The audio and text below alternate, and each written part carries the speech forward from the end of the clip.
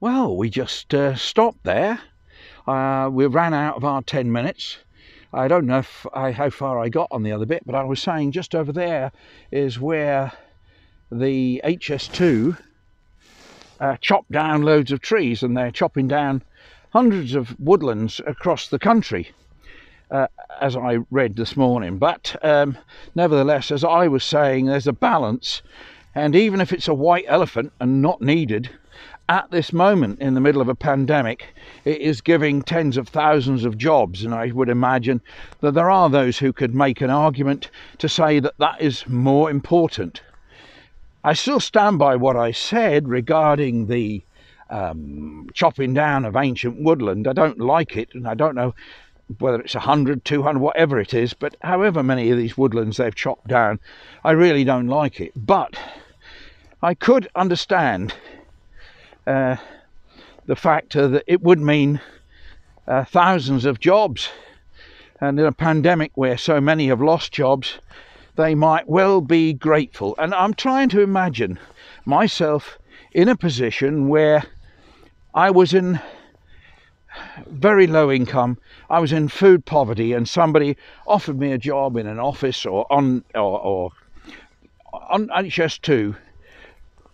Would I be such a purist to say, oh no, I don't want a job, I'll stay in food poverty where I can't afford to eat? So, you know, how do we know until we've fully stood in somebody else's shoes? Now, I've had a wonderful idea now. I can't climb over a fence full of prickles. I've got to go back up here and cut through the fence. I wondered why there weren't many footprints down here. Busy yakking.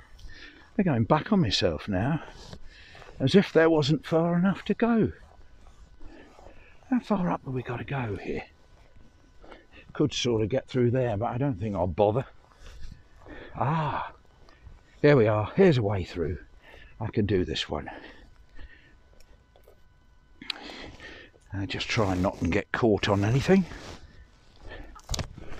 Ah, ripped my finger on a thorn. Right, got that thorn out by scraping it. Yeah, that was a bit silly, wasn't it? So, no, I just wanted to imagine, just get in somebody else's shoes and imagine what it would be like in that situation. And it's probably as well before we take a stance that we start to think about the position of what somebody else is in. Now, you can think about the position I'm in here. I've got a lake of mud to traverse. Now, that's going to be fun, isn't it? We'll give it a go anyway. Now, I don't think there's an easy way around this. I can go around this little bit here. Look at it.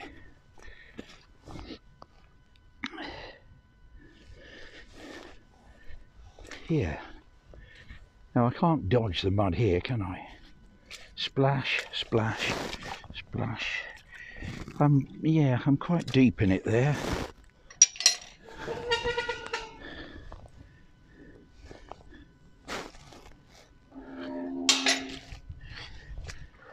Good gracious. I'm glad I waterproofed before I... Ah, look! Sheep's wool.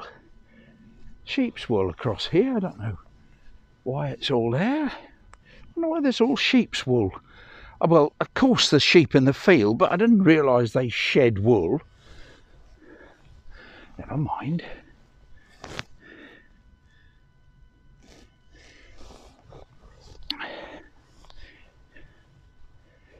So,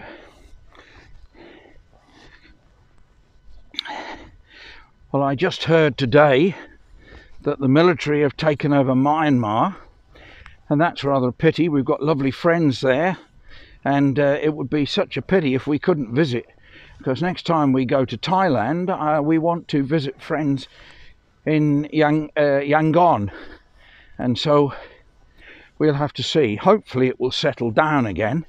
But if I remember the last time the military took over, they managed to kill loads and loads of civilians. So they've made up some story that the election was fiddled for Aung San Suu Kyi, and I'm not necessarily a fan of hers, but that's what they're saying, despite Western observers saying it was full and fair. So, but in these days, apparently you can have your own truth.